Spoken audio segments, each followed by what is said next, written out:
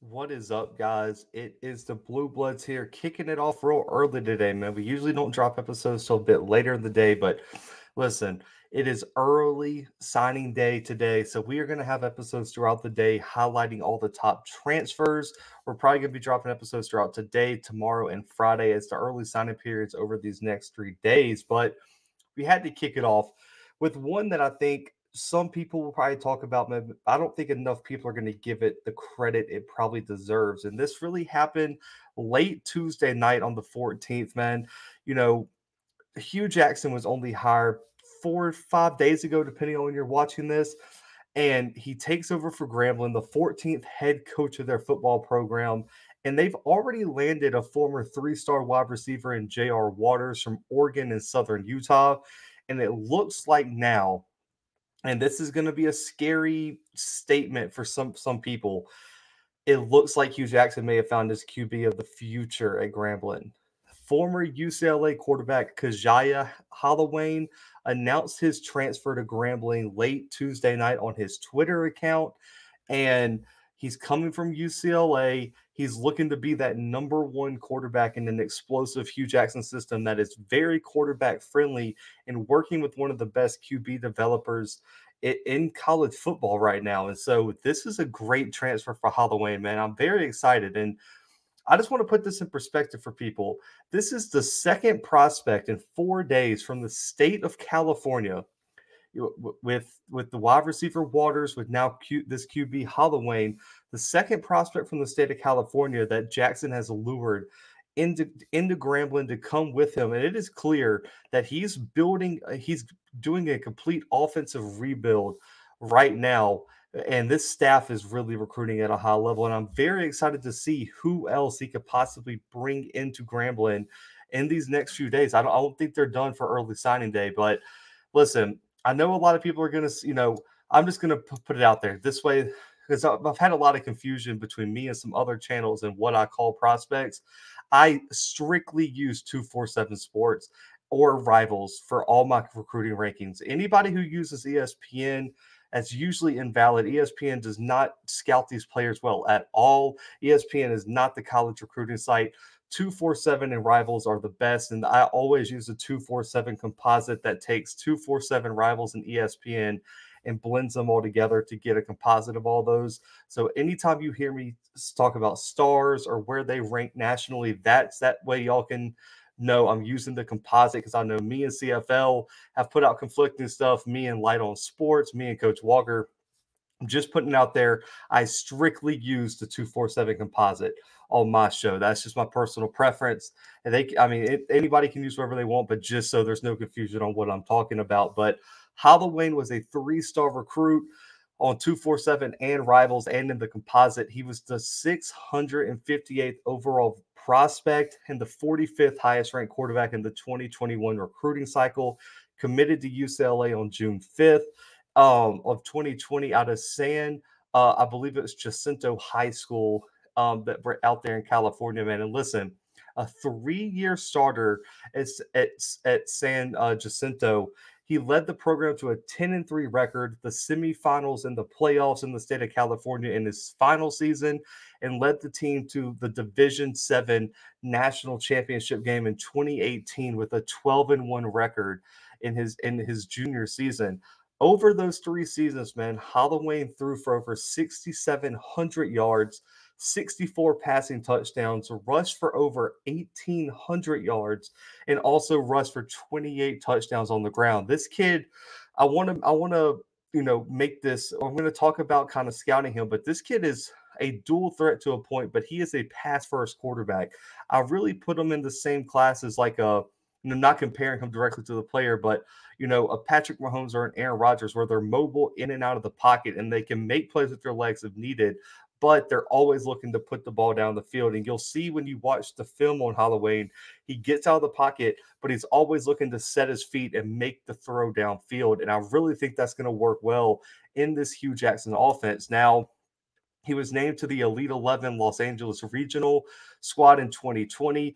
He was a 3-sport star in high school, in which he played basketball and baseball. In the 2019 season, averaged over 9 points, 5 rebounds, and 2 assists for his high school team. Now, looking at Holloway, man, he did not see any action his first season at UCLA, redshirted that year, as the Bruins really already had an established quarterback. Dorian Thompson-Robinson is the guy out there at UCLA right now.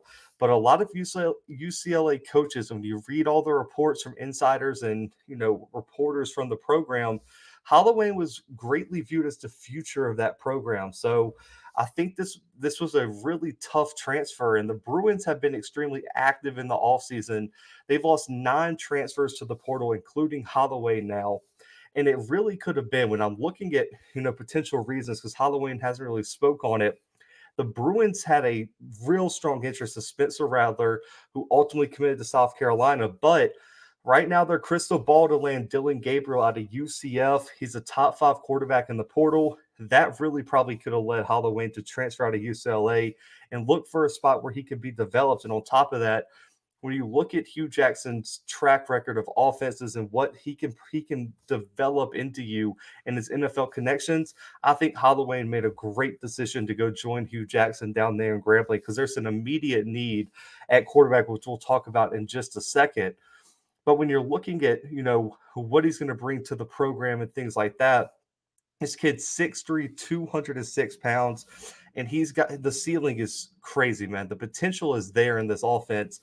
I'm expecting major improvements. When you look at what his pros are, arm strength is the number one thing. This kid can spin the football, man, and he can make throws all across the field. He has the ability to attack all levels of the defense if he gets things rolling. Now, his athleticism is another big pro. I've kind of talked about that already. He's not a dual threat guy. He's not a run first type guy. But what he can do is be mobile in and outside the pocket and find ways to extend plays. And then if he needs to, he can get upfield and make some plays with his legs.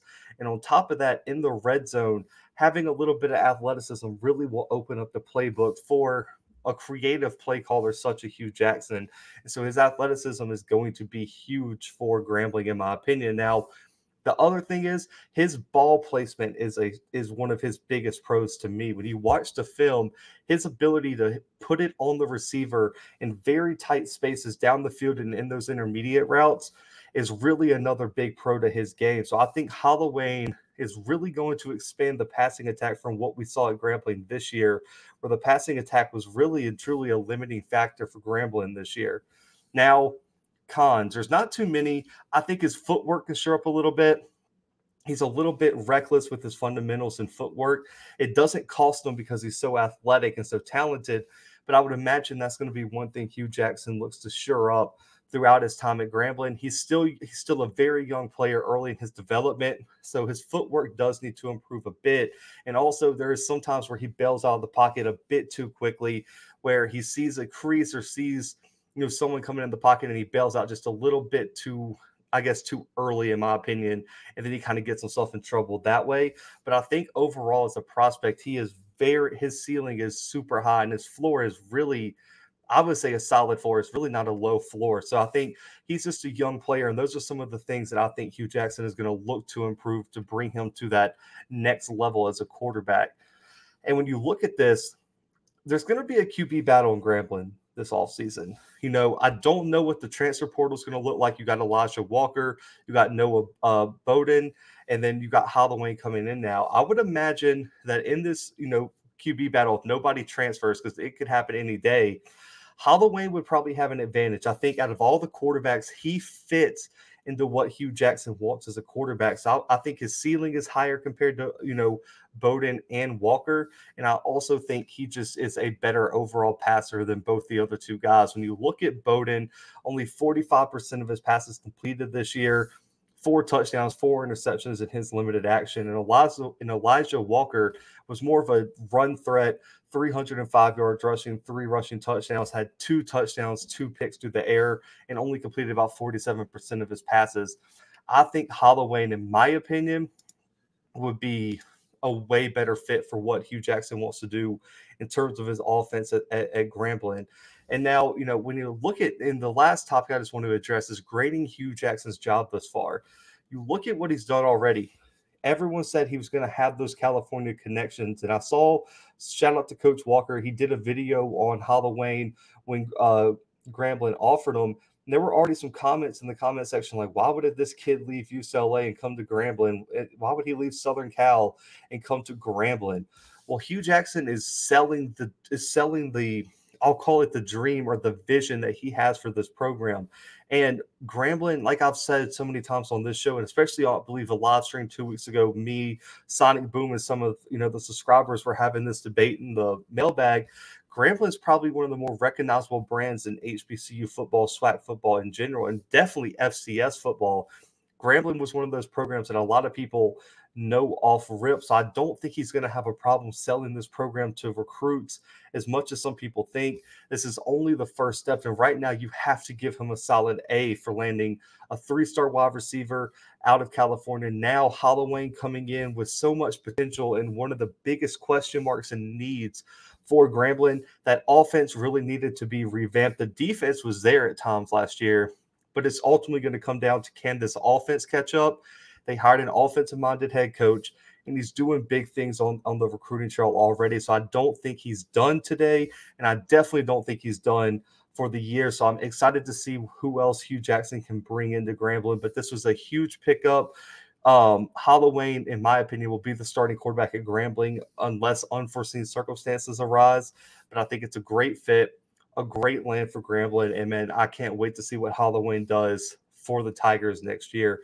But, guys, make sure to hit that thumbs up on the video, man. Make sure to subscribe as well if you're new, and comment below what you think of Hollawayne to Grambling, how you think it's going to fit.